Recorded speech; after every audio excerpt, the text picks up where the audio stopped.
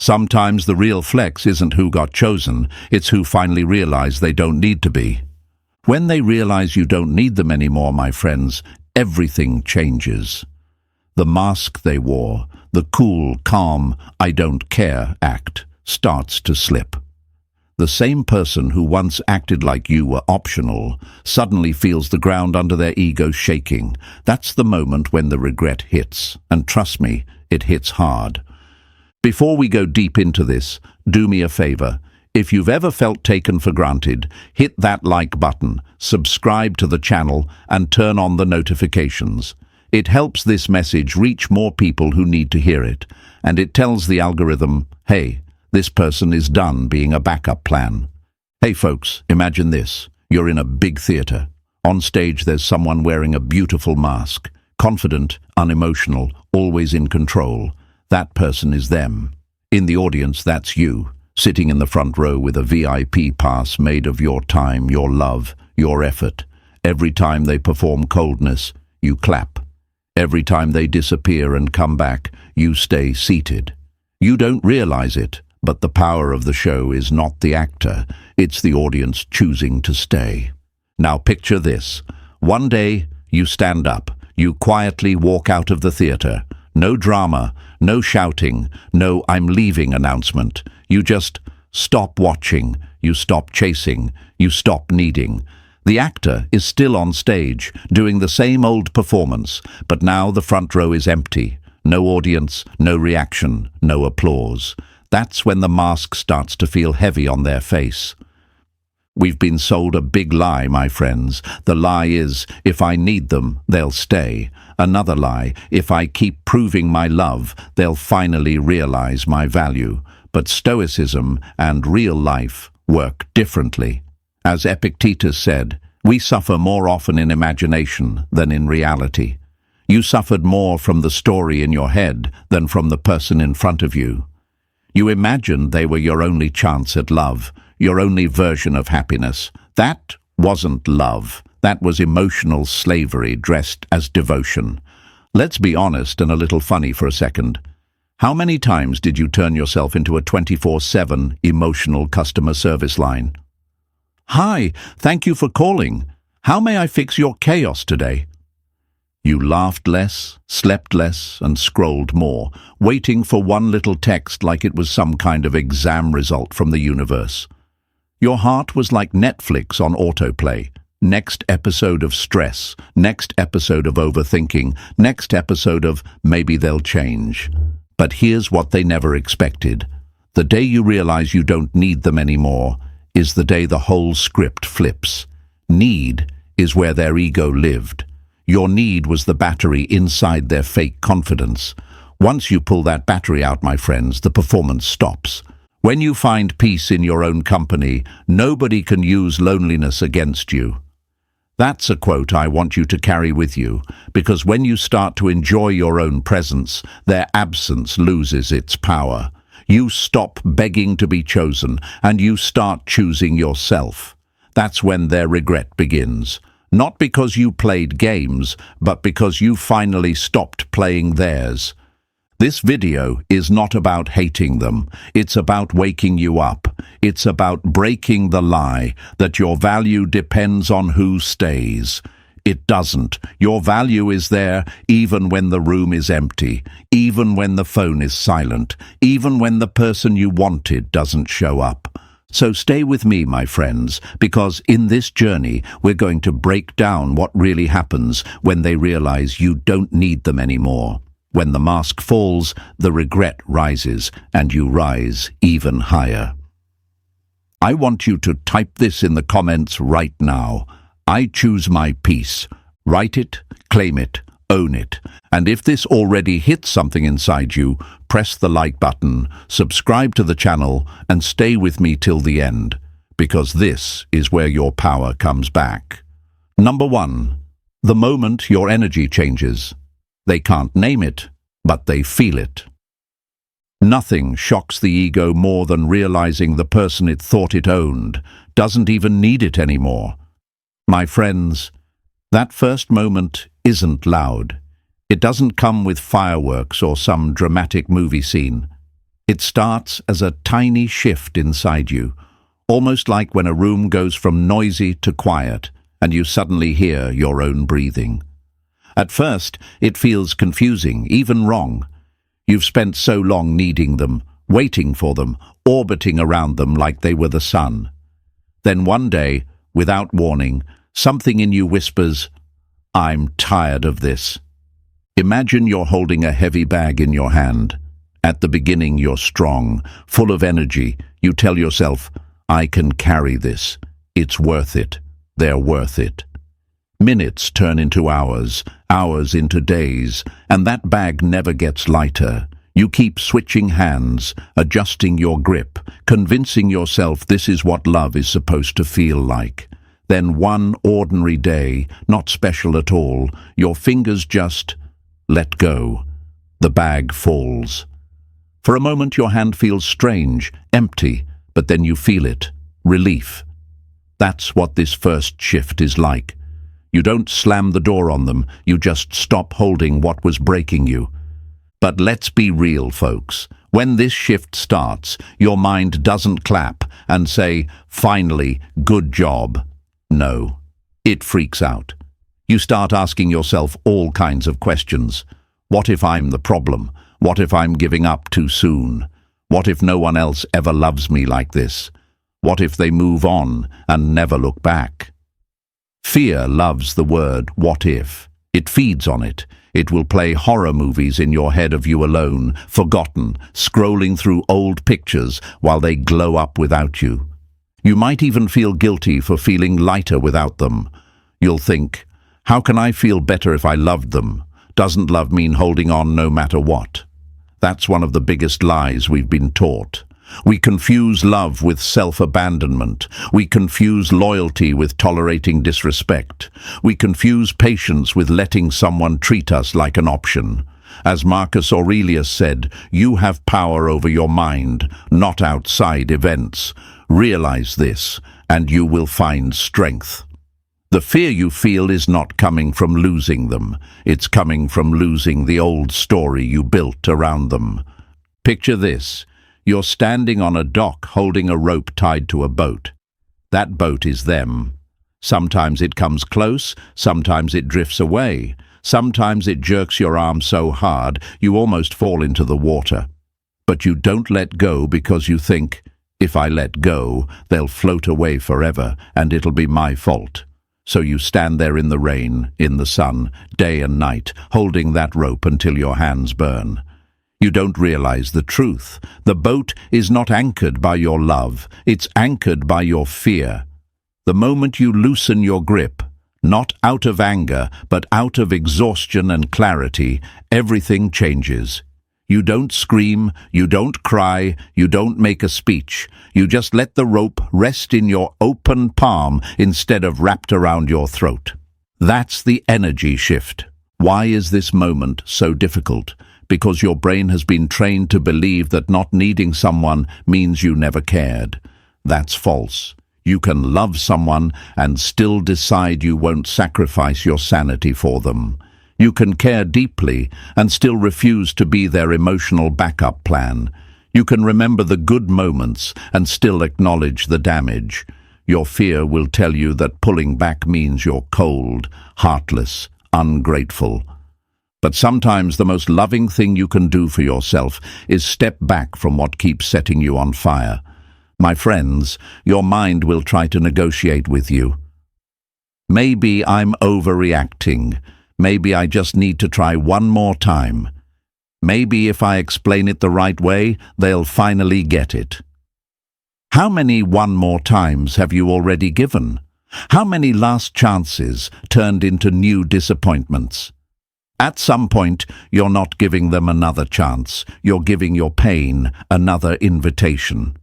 As Seneca said, it is not that we have a short time to live, but that we waste much of it. How much more time will you waste debating your worth in someone else's mind? There's a funny part in all this too, if you look at it with a bit of humor. Think about how many mental gymnastics you've done trying to decode short texts. Hey with no emoji. Are they mad? K means what? Seen, but no reply. Do they hate me now? You turned into a full-time detective over someone who couldn't even send a full sentence. When your energy shifts, you start to see how ridiculous that was. You look back and think, wow, I was really out here stressing over someone who put less effort into me than they put into their Instagram caption. That realization stings, but it also frees you. The truth is, they feel this change in you before you fully understand it yourself. They might not be able to name it, but emotional energy is real. They feel the way your replies are a bit calmer instead of desperate. They sense you're not hanging on every word. They notice that you no longer jump every time their name pops up. You don't do it to play games. You do it because you're tired of living in emotional debt. You're done borrowing your self-worth from how they treat you. Rising from this fear means facing a big reality. You are not actually afraid of losing them. You're afraid of losing the identity you created when you were with them. You're afraid of starting again, of not having that constant emotional distraction. You're afraid of meeting yourself without their chaos. But that's exactly where your power is waiting. The person you become when you finally stop needing their validation will shock you. Your mind will be like, wait, you mean I can sleep peacefully? I can enjoy my day without checking my phone 50 times. I can feel calm without asking, are we okay, every week. Yes, that's the life on the other side of that little inner shift you're feeling right now. Will it be easy? No. You'll have days where you miss them. You'll have moments where you're tempted to go back, to send the long message, to check their stories, to convince yourself nothing was that bad. Your fear will dress up as nostalgia. Your pain will try to rebrand itself as romantic loyalty. But in those moments, remember this. If needing them cost you your peace, it was never love, it was addiction, and you are allowed to recover. You are not weak for needing someone once. You are not foolish for caring. You are human, but you become powerful when you realize your heart is not a place for someone to visit only when they're bored. Your energy is not a charity they can come and collect from whenever their ego feels hungry. The moment you understand that, your energy stops chasing and starts choosing. So right now, I want you to claim this shift out loud and in the comments. Type, "My energy is mine." Show yourself, show them, show the world around you that you're stepping into a new chapter where your worth isn't based on who stays or who leaves, but on how you treat yourself. And this is just the beginning. Because once your energy changes, something else happens on their side, something they never prepared for. In the next part, we're going to talk about how they built their power on your need and what happens when that power suddenly disappears. Stay with me, my friends. The mask hasn't fully fallen yet, but it will. Number 2, they built their power on your need for them. Some people don't feel powerful because they're strong. They feel powerful because you kept shrinking. My friends, let's be brutally honest for a moment. A lot of the power they thought they had over you was never real power. It was a reflection. It was borrowed. It came from one simple thing, your need for them. As long as you needed their attention, their reply, their approval, they felt tall. The second that need starts to fade, their height suddenly drops back to normal. Imagine a phone that has no battery at all. It's just a dead screen, a fancy piece of glass and metal. Now imagine you plugging that phone into your own energy like a charger. Suddenly it lights up, starts buzzing, ringing, flashing with notifications. That phone isn't alive on its own. It's feeding on a power source. That's what they were doing with your need, plugging into it. Every "I miss you," every "are we okay," every anxious over-explaining gave them a surge. They might not have done it consciously, but they got used to it. Used to your good morning messages that started their day. Used to your late-night check-ins that made them feel important. Used to knowing that if they pulled away, you'd run after them. That's not love, that's emotional electricity theft. They weren't investing in you, they were charging their ego, using your fear of losing them. Think about how many times you felt small so they could feel big. You turned your pain into jokes so they wouldn't feel uncomfortable. You downplayed your needs because you didn't want to be too much. You gave them soft landings every time they messed up, while you hit the ground with no safety net. They built their confidence on top of your silence, their calm on top of your overthinking. Here's a hard truth. Some people don't want a relationship. They want a fan club. They don't want partnership. They want worship. And as long as you were afraid to lose them, you were their favorite fan. You'd wait. You'd hope. You'd defend them when your friends raised red flags. You'd say, "You just don't understand them like I do." But deep down, a tiny voice inside you whispered, "I don't feel understood either." Why do we accept this? Why do we allow someone to build a throne out of our insecurities? Because we've been trained to believe a toxic narrative, that if we set boundaries, we'll be left. That if we demand effort, we'll be too difficult.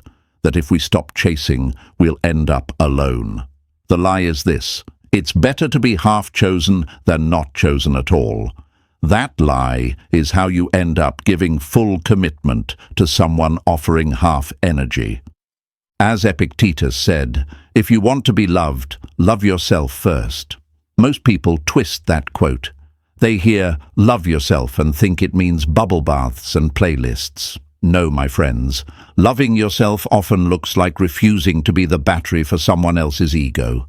It looks like saying, "I won't be your emotional backup generator every time your pride trips a wire."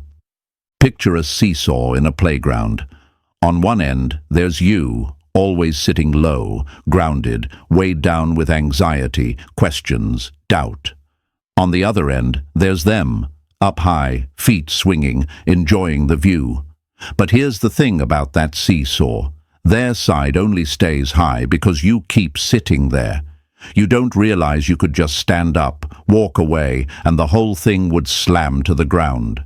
Their power was never independent. It relied on you staying down. They got used to knowing exactly where you stood. They knew you'd answer if they disappeared and came back with, "Hey, I've been busy."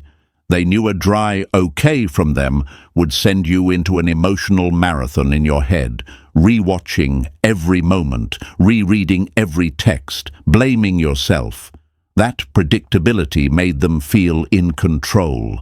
They didn't need to be emotionally consistent because your attachment was consistent enough for both of you. And I know part of you might be thinking, but they're not a bad person. They're just emotionally damaged. They're just scared. They've just been through a lot. Maybe that's true. But here's another truth. Hurt people don't have the right to keep hurting people who show up with love. Empathy should never require you to abandon yourself. Understanding their past does not mean accepting their behavior in your present. It's difficult to see it while you're in it because your fear keeps whispering, "If I stop needing them, they'll leave and never come back." But ask yourself this: what kind of connection only survives if you're constantly scared of losing it? That's not a bond. That's a hostage situation where your own heart is the ransom. Rising from this fear means accepting that their power over you was actually your power misplaced. It was your attention, your loyalty, your consistency, your softness. Those are not weaknesses. They are incredible strengths. You just handed them to the wrong person. As Marcus Aurelius reminded himself, the happiness of your life depends upon the quality of your thoughts. The moment your thoughts shift from "I need them" to "I choose me," you unplug their charger. You pull the cord out of the wall. And here's where it gets interesting. Once they no longer feel that constant stream of energy from you, they start to wobble. The confidence they had starts looking a little shaky. The "I don't care" attitude doesn't sit as comfortably, because now they're not powered by your fear. They're left with themselves, and that's a reflection some people don't want to face. You are not heartless for wanting balance. You are not selfish for wanting effort back. You are not asking for too much by refusing to be treated like a backup plan. You're simply waking up to the reality that your need for them was the crown on their head, and you're allowed to take it back. So I want you to declare something in the comments and to yourself. Type, "My love is not their power." Show yourself, show them, show the world around you that you're done being the battery for someone else's ego. You're not cutting off kindness, you're cutting off the supply that kept you small. And trust me, when that power source gets unplugged, the next part of the story gets very interesting. Because the moment they feel that loss of control, you start to see what's behind the mask.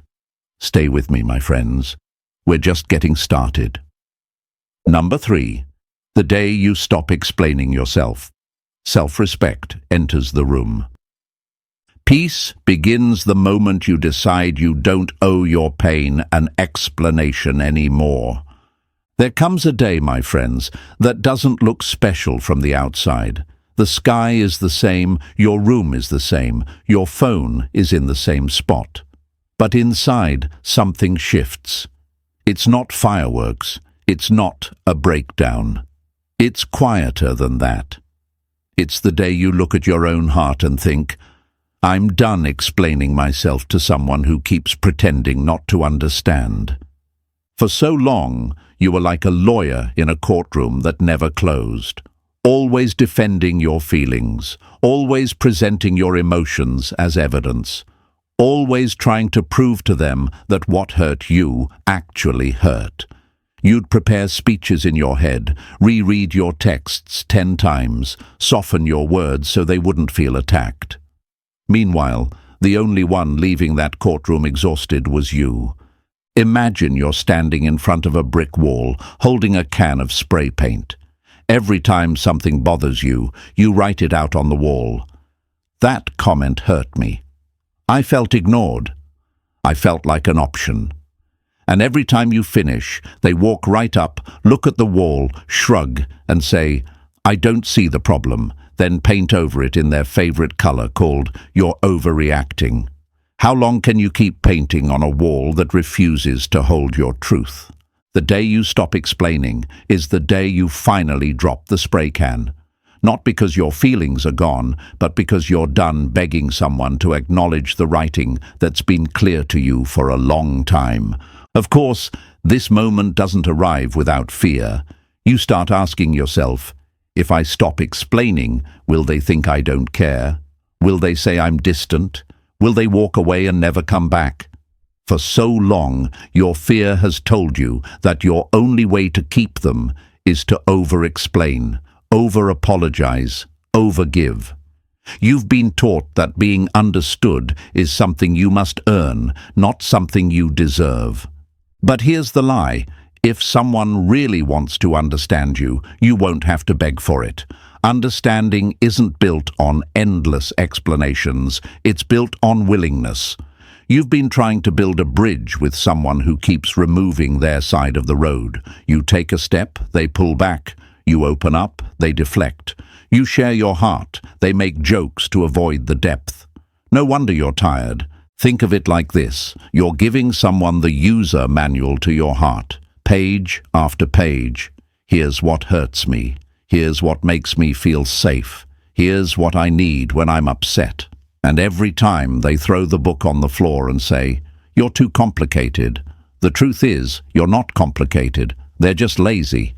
They want the benefits of you without learning how to care for you. The day self-respect enters the room is the day you stop forcing them to read the manual. You put it back on your own shelf and think, if they cared, they'd pick it up themselves. It's not that you stop communicating. Stoicism is not silent treatment. It's intentional treatment. You don't go cold, you go clear. You stop writing essays to defend why you felt disrespected. You stop listing every detail to prove why you're hurt. You stop replaying the drama to convince them that your pain is valid. You simply say, this hurt me. And if they respond with gaslighting, jokes, or dismissal, you don't go into round two. You go into self-respect. Is that easy? Absolutely not. Your old patterns will scream at you. Explain more. Maybe they didn't understand. Say it nicer. Maybe they felt attacked. Give them another chance. Maybe they'll get it this time. But how many times has maybe this time turned into same story? Your kindness turned into an invitation for them to keep doing the bare minimum. Marcus Aurelius said, "Waste no more time arguing what a good man should be. Be one." In your case, waste no more time arguing what a good partner, friend, or lover should be. Be one, starting with yourself. Be good to your own heart. Show it that you won't keep throwing it in front of people who refuse to catch it. You'll notice the shift in small ways. A message comes that used to send you spiraling, and this time you don't draft 3 paragraphs. You reply with one clear sentence, or not at all. They dismiss your feelings, and for the first time, you don't start explaining from the beginning like a teacher repeating a lesson to a student who never listens in class. You simply register. They don't want to understand, and instead of fighting that truth, you accept it. That acceptance hurts at first, because it means the version of them you held in your mind, the one who would one day finally listen, finally get it, finally show up, was just that, a version in your mind. But it also sets you free, because you don't have to keep performing emotional gymnastics to hold that fantasy together. You can just breathe. My friends, the day you stop explaining yourself is not the day you turn cold. It's the day you turn inward. It's when your self-respect walks in and says, "We've explained enough. Now we act." You start acting from what you see, not from what you hope. You start choosing based on how they consistently treat you, not how they say they might treat you one day if everything magically improves. Will some people call you distant after this shift? Yes, of course they will.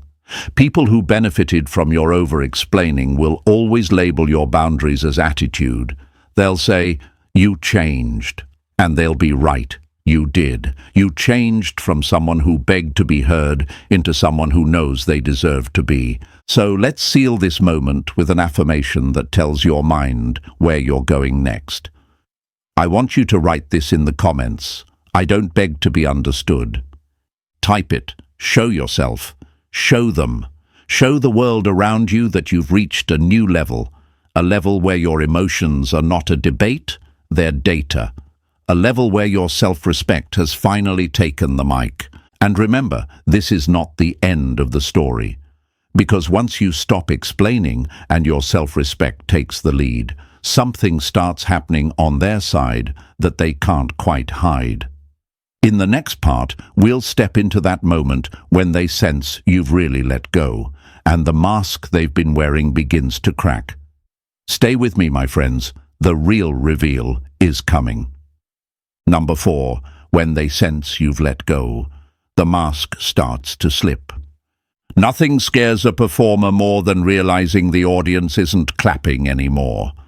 My friends, people like to pretend they're unbothered. They love that word. Unbothered. Chill. I don't care. It's part of their costume, the mask they wear to look bigger, stronger, more in control than they really are. But that mask only feels comfortable as long as they're sure of one thing, that you're still emotionally hooked. The moment they sense you've slipped off that hook, everything inside them starts to shift, even if their face tries to stay the same. At first, the signs are small. You respond a little slower. Your messages are shorter, clearer, not dripping with emotion like before. You stop chasing explanations. You're not rude, you're just steady. Your energy has gone from "please don't leave me" to "I'll be okay either way." And folks, let me tell you, that energy is loud, even in silence. Imagine someone standing on a stage performing for a crowd. As long as the audience is reacting, laughing, clapping, cheering, the performer feels powerful. But if the laughter fades, if the claps get weaker, if people start quietly getting up from their seats, the performer feels it. Their jokes don't hit the same, their confidence starts to slip, and suddenly every move feels awkward. That's what happens to them emotionally when you stop feeding them your endless need. The show is still going, but the room has changed. You might think, but I haven't said anything. I didn't confront them. I didn't make a speech. You don't have to. Emotional masks are sensitive. They're built on attention, not truth. They can feel the difference between someone who is checking their phone every 5 minutes and someone who's finally putting the phone down to live their life again. So what do? At first, they tell themselves a story to stay comfortable. They're just busy. They're in their feelings again. They'll come back like always. Their ego leans back in the chair and says, "Relax, we've seen this before." They never really leave. But time passes. Patterns shift. The old reactions don't show up. That's when a little crack appears. Maybe they post something on their story just to see if you'll react. A song, a quote, a picture that you'd normally comment on. This time, you see it, and you scroll past. No reaction, no heart emoji, no long reply. Just nothing. On your side, it's peace. On their side, it's a glitch in the system. They start doing small check-ins disguised as casual kindness.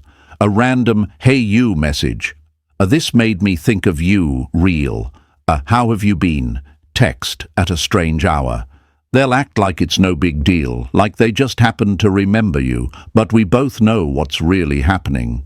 They're tapping the glass to see if the fish still swims their way.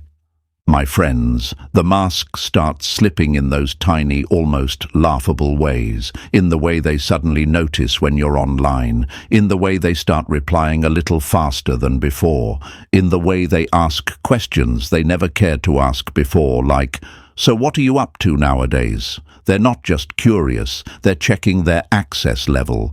You might notice them trying to copy your energy too. You're calmer? Suddenly, they're zen now. You're busy and focused. Suddenly they're on their grind. But underneath that performance is a simple fear. What if I actually lost the version of them that needed me? Here's a quote I want you to remember. Ego loves control, but it hates accountability. They don't want to admit they feel you slipping away, because that would mean admitting they mishandled you. So instead of saying, "I'm scared of losing you," they tell themselves, "You're acting weird." Instead of thinking, "I pushed them too far," they think, "You're being dramatic." But when the room is quiet, when nobody's watching, that little voice creeps in. What if this time they're really done? Why is this phase so important? Because it reveals something you couldn't see clearly when you were still chasing. How much of their calm confidence depended on your emotional chaos. As long as you were spiraling, they could stay cool. As long as you were the one overthinking, they could stay detached. But now the roles are shifting. Your silence is no longer anxious, it's intentional. Your distance isn't punishment, it's protection. Watch closely, my friends, when they sense you've truly let go, not pretending, not playing games, but genuinely stepping into your own life. You'll see small moments of unguarded truth.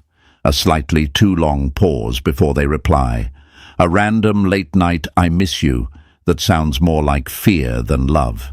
A joke that falls flat because you're not giving them the same emotional reaction as before. Those are cracks in the mask. They might suddenly bring up old memories out of nowhere. Remember when They're not just reminiscing, they're trying to reattach themselves to the version of you that tolerated their inconsistency. They're hoping nostalgia will do what effort never did. They want the comfort of your old self while avoiding the work required to meet your new self. But this is where Stoicism becomes your armor. You can smile at the memory without reopening the wound. You can be kind without being available in the same way. You can acknowledge their message without handing them the keys to your peace again. You are not responsible for soothing the panic that comes from them, realizing they mishandled someone real.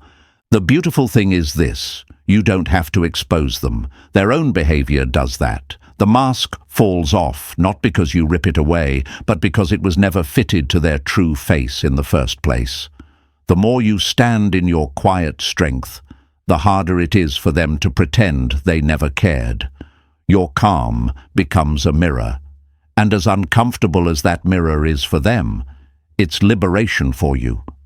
So let's mark this phase with an affirmation that honors your growth.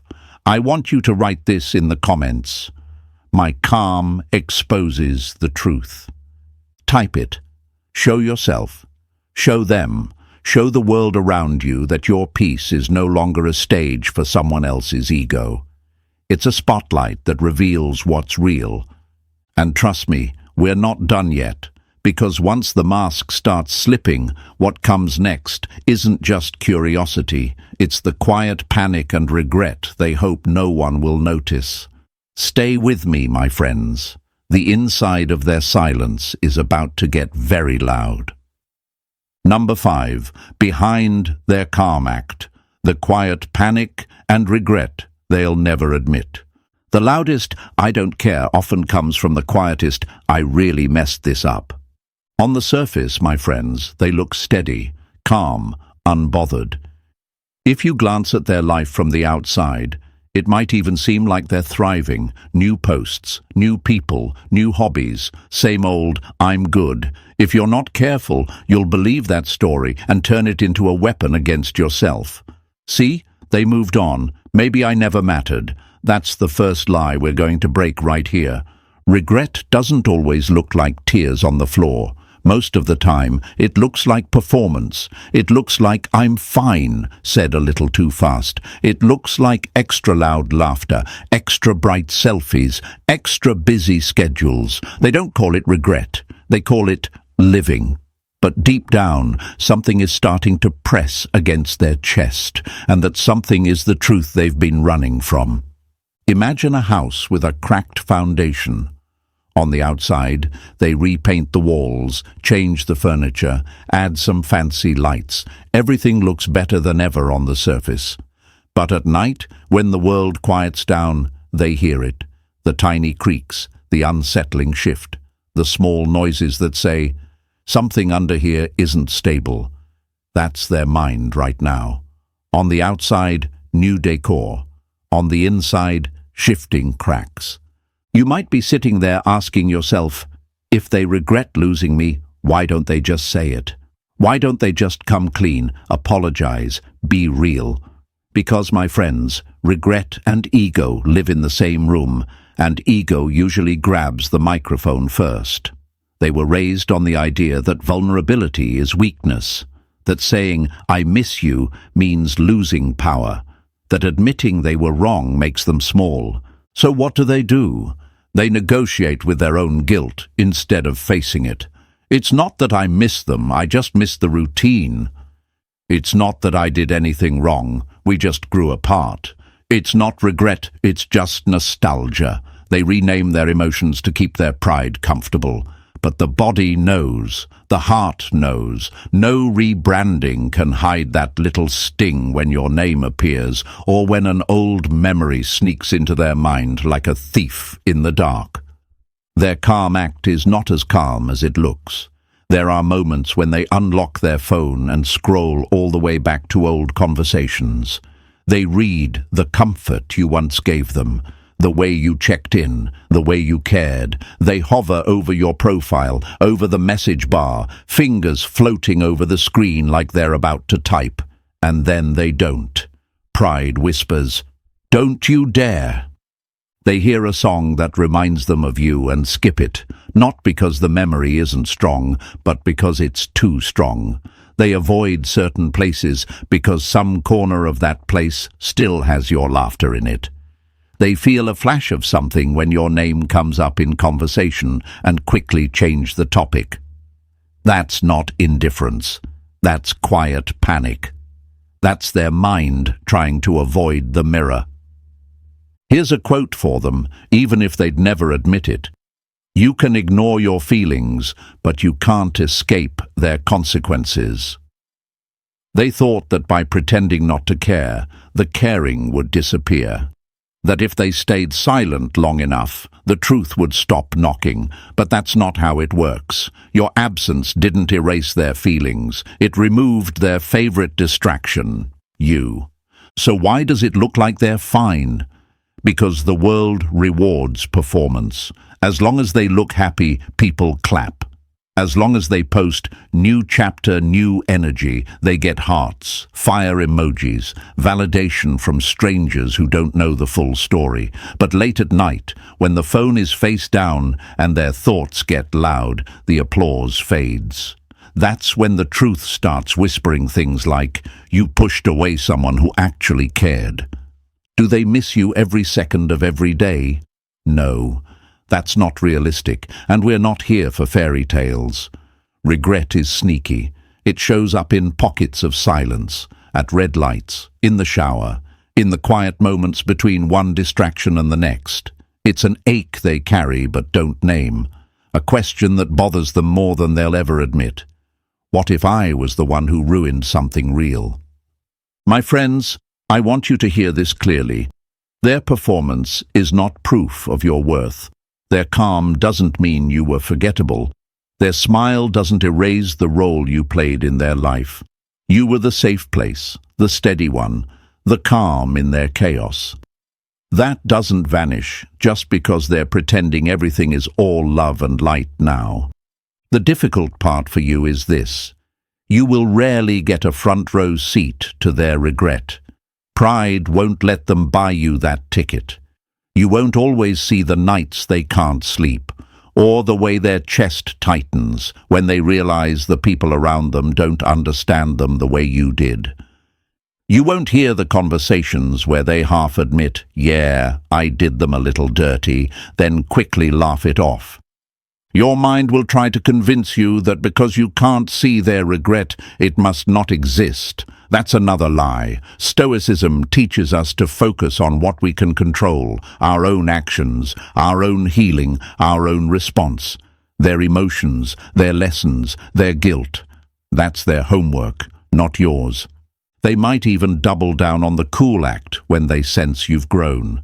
They'll act extra laid back, extra unbothered, just to protect themselves from the reality that you're not who you were before. But that, in itself, is a sign. Indifference doesn't need a costume, only discomfort does.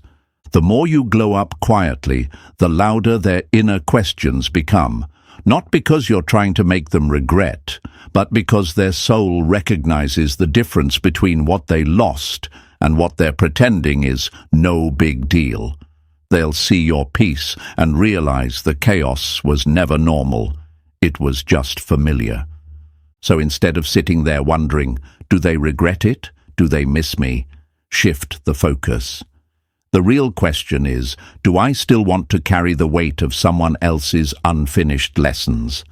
You are not their rehab center. You are not their punishment either. You are simply a chapter that showed them what emotional safety looked like. Whether they learn from it or not is on them. Let's lock this in with an affirmation that puts the power back where it belongs. I want you to write this in the comments. Their regret is not my burden. Type it, show yourself, show them, show the world around you that you're done trying to manage emotions that don't belong to you. You're stepping into a space where your peace matters more than their performance. And what happens when you fully step into that space? When your life starts moving forward without them at the center? That's where things get powerful, my friends. Because the next chapter isn't about their panic. It's about your new life, your new balance, your new standards. Stay with me. The version of you on the other side of this is someone even you haven't fully met yet. Number 6. Your new life without them. Detached, centered, unavailable to chaos. Your real glow-up isn't when they want you back. It's when you no longer want the version of yourself that needed them. My friends, this is the part nobody talks about enough. We spend so much time focused on their regret, their panic, their what-ifs, that we forget the most powerful plot twist in this story. What happens to you when you finally start living without them at the center of your universe? This is where the real transformation begins, not in their mind, but in your daily life. At first, life without them feels strange. Let's be honest. There's an emptiness, a quiet, a stretch of time that used to be filled with checking your phone, replaying conversations, or planning what you'd say next. Now those spaces are wide open. Your mind, so used to constant emotional noise, doesn't know what to do at first. It's like walking out of a crowded concert into a silent street. Your ears ring with old echoes, and part of you wants to run back inside just because it's familiar. But slowly, something softer starts to settle in. Peace doesn't rush. It arrives like sunrise, quiet, gradual, but undeniable. One morning you realize you woke up and didn't check your phone immediately. You made your coffee, looked out the window, took a breath, and for a few seconds, they didn't cross your mind. It feels small, but it's huge. That is freedom in its first language. Imagine your life as a room that used to be full of clutter, old boxes, dusty furniture, things you never use but refuse to throw out, just in case. That was your emotional world when they were at the center. Old arguments stacked in corners, maybe one-day fantasies piled in the middle, fear sitting right where the light should be. But when you let them go, it's like you finally open the window and start cleaning. One box at a time, one belief at a time. I'm not enough goes to the trash. They're the only one who will ever love me gets thrown out with it. For the first time in a long time, you start asking yourself, what do I want to do with my time? Not, what are they doing? Not, are they thinking about me? But, what makes me feel alive? That question is the beginning of your new life. You start walking more. You start reading again. You take care of your body, not to impress them, not to post it, but because you remember it's your home. People around you notice a difference. Your laugh sounds a little more genuine. Your eyes don't look as tired. You reply slower, not because you're playing games, but because you're actually busy living, not waiting. You're not rushing to prove your worth, not trying to compose the perfect responses. You're relaxed in a way that scares the old version of you. That version needed chaos to feel alive. This new version needs peace to feel like themselves. Of course, the lies don't disappear overnight. A part of you will still whisper, maybe I was too cold, maybe I should have tried harder, maybe they'll change one day. That's normal. Healing isn't about never hearing those lies again. It's about no longer obeying them. As Epictetus said, people are not disturbed by things, but by the views they take of them. You start to see the old relationship for what it was, not what you wished it would be. Clarity replaces fantasy.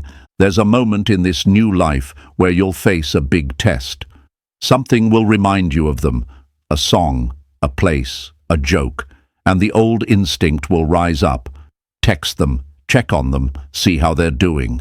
But now you've grown. You sit with the feeling instead of acting on it. You let the wave pass. You breathe, and then you realize, I don't actually want to go back. I just miss who I thought they were.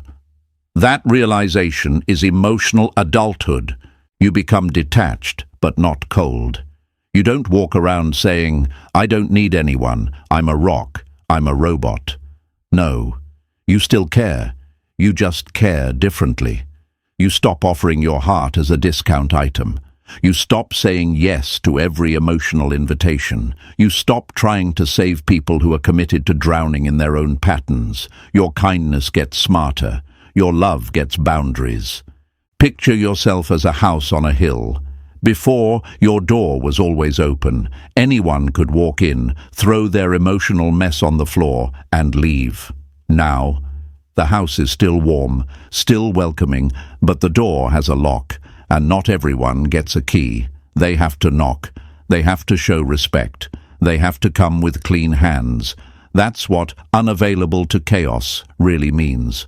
Not that you hate people, but that you refuse to let them storm through your peace uninvited. My friends, the most beautiful part of this new life is how your standards upgrade quietly. You stop being impressed by bare minimum effort. Good morning texts from someone inconsistent don't make your heart jump like they used to. You're not flattered by half attention anymore. That old trick doesn't work. You value consistency, emotional safety, honesty. You value people who show up on the boring days, not just the exciting ones. You also start seeing yourself differently. You notice strengths you overlooked because you were too busy watching them. You see how loyal you were, how patient you were, how much you gave, even on your worst days.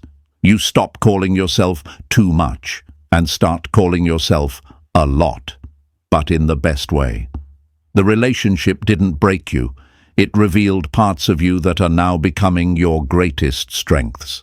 And yes, there will be moments where you feel lonely. It happens. You're human. But there's a big difference between being lonely and being at peace. When you were wrapped up in them, you were lonely inside the connection. Now, if loneliness shows up, it doesn't come with humiliation and anxiety. It just comes with space. Space you can fill with things that actually nourish you. This is what real Stoicism looks like in love. Not numbness, not "I don't care about anyone ever again," but emotional discipline. You feel, but you don't chase. You care, but you don't cling. You love, but you don't lose yourself. So let's mark this chapter with a new identity, a new truth about yourself. I want you to type this in the comments. My peace is my new home. Write it. Show yourself. Show them. Show the world around you that you're not living in their chaos anymore. You've moved into your own calm.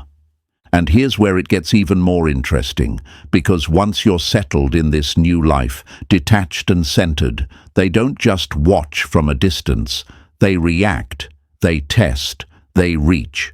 In the next part, we're going to talk about those comeback attempts, the tests, the bait, the fake concern, and how your new self handles them without losing a single piece of your peace. Stay with me, my friends. The real power play is still ahead. Number 7. Stoic power. You don't need closure. You became the lesson. Real closure isn't when they finally say sorry. It's when you finally stop waiting to hear it. My friends, this is where the story flips fully in your favor. Up until now, their ego has been comfortable. Your need fed it. Your explanations fed it. Your overthinking fed it. But once you step into your new life, detached, centered, calm, that's when something interesting happens. They don't just disappear into the sunset. They circle back, not always with honesty, not always with growth, but with curiosity, control, and unfinished ego. It usually starts small. A "hey, long time" message, a random reaction to your story, a song link, a meme, something light, something innocent. But energetically, it isn't innocent at all. It's a test. They want to know, are they still in your system? Can they still pull you back into the old script with one notification? Can they still make your heart race, make your mind spiral, make your peace crack? Imagine you're sitting in a house you've just cleaned, floors swept, windows open, air fresh. You've thrown out bags of emotional garbage. Suddenly, you hear a knock. It's them, standing there with muddy shoes and the same old bags you already took to the trash once. They say, "Hey, can I come in for a minute?" That's what those messages are. They're not always about love. They're often about access. They might come with fake concern. Just checking on you. I hope you're okay. I've been thinking about you. And maybe a part of you still lights up when you see their name. That's human. That part remembers the good moments, the laughter, the comfort. But another part of you, the part you've been growing quietly, sees deeper. That part asks, are you here because you've grown, or because you're lonely? Are you here for my heart, or just for your ego? As Epictetus said, when someone is properly grounded in life, they shouldn't have to look outside themselves for approval. You are becoming that grounded person. You're not desperate for their validation anymore, so you don't rush to reply. You don't pour your soul into the conversation like before. You don't open all the old doors just because they knocked. Your answers are calm, measured, or sometimes non-existent. This is where their discomfort grows, because for so long your reactions were their mirror. Your pain proved they mattered. Your chasing proved they had control. But now, your silence is not emotional war, it's emotional wisdom. Your neutral tone isn't coldness, it's clarity. You're not playing hard to get. You're genuinely hard to shake. They may switch tactics if the soft approach doesn't work. Suddenly they're posting things meant to poke you. A new connection, a flirty caption, a quote that sounds like a subtweet aimed directly at you. It's bait, my friends. Emotional fishing line thrown into your energy to see if anything still bites. But you're not that version of yourself anymore. The one who used to take everything personally. The one who'd see a post and spend the night spiraling. You've built too much peace to trade it for cheap chaos. Here's the part most people misunderstand. Ignoring the bait doesn't mean you don't care. It means you care more about your future than your old patterns. You understand that you don't need one more round of proof that they haven't changed. You already have the data. You already lived the experiment. Stoicism isn't about pretending it never hurt. It's about refusing to be hurt the same way twice. You might still have moments where the old fear shows up. What if I'm being too harsh? What if this was their attempt to fix things and I pushed them away? But pause and really look. If they truly wanted to fix things, they wouldn't come with vague messages and emotional riddles. They'd come with clarity, with responsibility, with actions that match their words. Not, hey stranger, but I know I mishandled you, and here's what I'm doing differently. Most don't do that. They want the comfort of your presence without the cost of their growth. And this, right here, is where closure reveals its real face. Closure is not a conversation. It's a decision. It's you deciding, I don't need you to understand the damage to be allowed to heal from it. I don't need you to admit you were wrong for me to move forward. I don't need the final scene where everything is explained. Because the truth is, you already understand enough. You understand how it made you feel. You understand how much you gave. You understand how long you stayed after your peace was gone. That is more than enough evidence for a verdict. The real closure is when you stop writing imaginary replies in your head. When you stop checking their page to decode their mood. When you stop needing their regret as proof that you were valuable. You were valuable even when they didn't see it. Their slow realization of that is their lesson, not your responsibility. Think of yourself now as a lighthouse. You're not chasing ships. You're not swimming out, begging them not to crash. You stand where you are, steady, clear, bright. Some ships will see the light and come correct. Some will keep sailing into the dark. Either way, your job is the same. Stay lit, stay grounded, stay true to yourself. My friends, you didn't just survive this. You transformed through it. You went from begging for closure to becoming the chapter they will never fully close in their mind. Not because you're haunting them, but because your presence was real in a world full of fake. You showed them what consistency looked like. What emotional safety felt like, what deep love really is. Whether they grow from that is between them and life. But you You're already growing, so let's end this with a truth and a choice. The truth: you don't need them to come back and validate your worth. The choice: to keep walking forward, even when the past knocks. I want you to claim this in the comments, loud and clear. I am my own closure. Type it. Show yourself. Show them. Show the world around you that you're done waiting for someone else to sign off on your healing. You've stamped it yourself. And if this journey hit home for you, if you saw your story in these words, if something in you feels stronger, clearer, more awake, do one more thing for me. Press the like button so this message reaches someone who needs it today. Subscribe to the channel so you don't miss the next time we sit down and speak this kind of truth together. And share this video with a friend who's still stuck waiting for an apology that may never come. You don't need their closure. You are the lesson. You are the upgrade. You are the rebirth. And this, my friends, is just the beginning of who you're becoming.